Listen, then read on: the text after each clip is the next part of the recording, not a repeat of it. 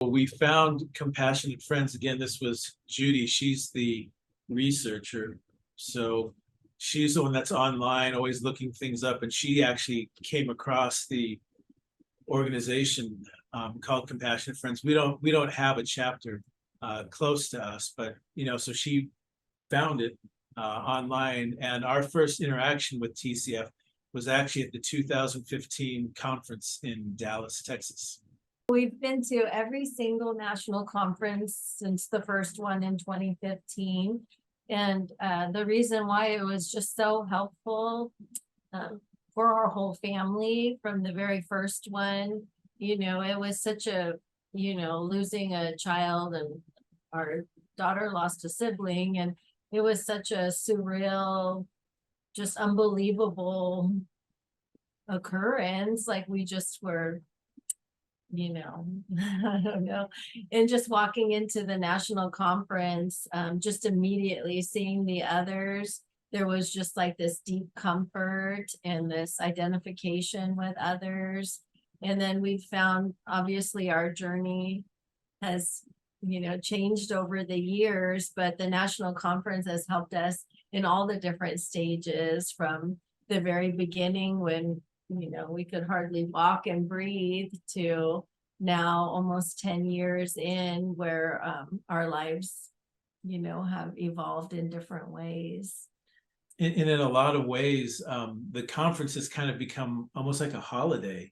Like it becomes like a true break from the world, which is different. Everything there just feels different. And it feels like a holiday that we can actually fully express our love for our daughter without it being weird in any way. Like we can really kind of just focus on Naomi and what she has meant to us and how she still influences our life. So it's definitely a place that's set aside from the rest of the world. So that becomes like we look forward to that every year for any musician, but just speaking for myself, it's just a very special thing. Getting to play for the Compassionate Friends, like you could have no better audience. There could be no better people to get to share a musical experience, particularly a personal musical experience. So last year I was honored to get to play for the candlelighting service, and so I selected playing Somewhere Over the Rainbow, because that's a song that a lot of people are very close to, including myself. And so getting to play that,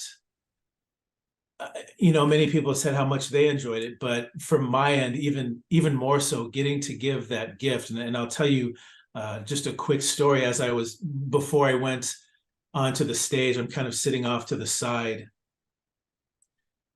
and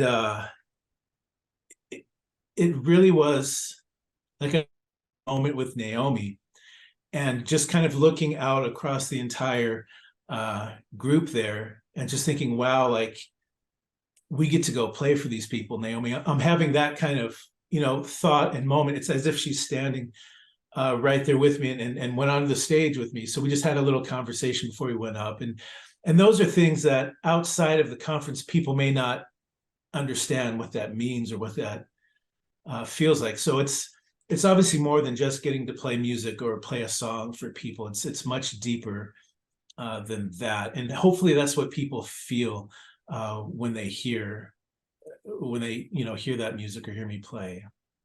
I think it comes down to seeing people that are on the same or a similar journey that you're on, but they're further along.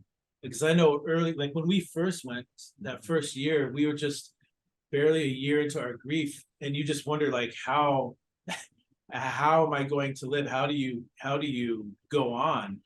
And then you see someone that's like 20 years out.